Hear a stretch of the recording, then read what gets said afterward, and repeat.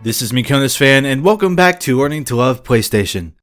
Today, we look at the second of two PS1 launch titles I've chosen and had on hand to celebrate the 20th anniversary of the North American launch of the PlayStation. Today's game is the very first Rayman, and was very generously given to me by MexiricanBassMonkey a few months back. I'm sorry it took so long to do this video, but thankfully now the timing works out. So looking at release dates online, there seems to be a little back and forth on what the actual release date of Rayman on the PS1 was. Some say September 1st, while others say it was with the PlayStation 1 launch on September 9th. It is a little odd to me that the game would come out a week before the system you could play it on, but that was a much different time for games, so I could see it happening.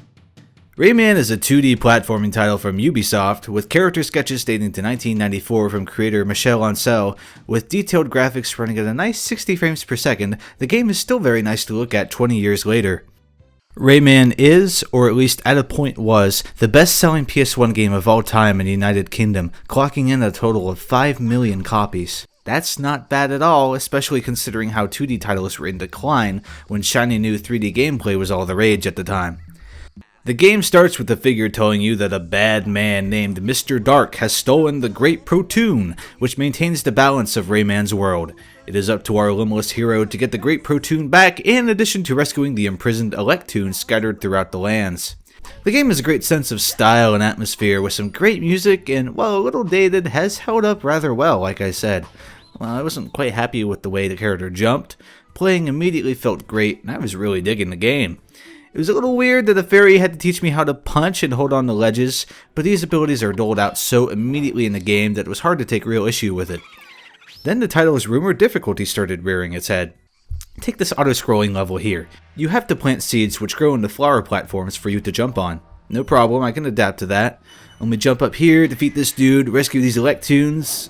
Oh, well, I took a little longer than I should have. No problem, I'll put this seed here and be blocked by a ledge above me. Oh, too late to head to the right and plant another seed. Guess I'll die here. What's odd is that the rest of this level features no trickery like this. It's just one annoying section in the middle of the level. How peculiar. In a later stage, you have to ride these rocket things up. You can steer them to the left and right by repositioning your character accordingly. If the rocket hits any surface on the way up, you are knocked off.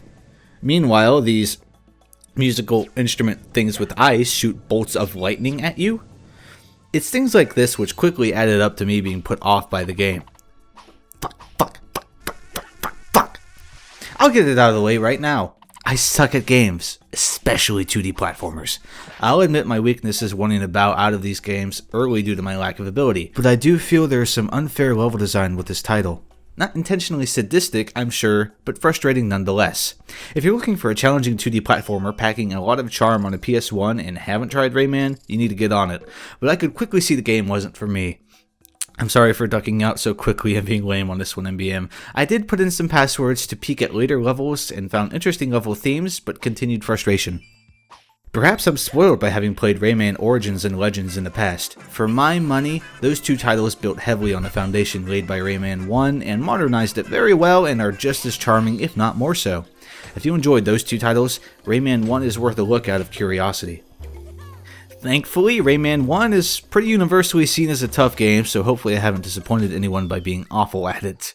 At the end of the day, I'm happy to have seen how the series started, but I'm glad I didn't have any expectations built for it. I want to hear from you at home watching this one. What did you think of the first Rayman game? Until then, thank you very much for watching, and I'll see you next time on Learning to Love PlayStation.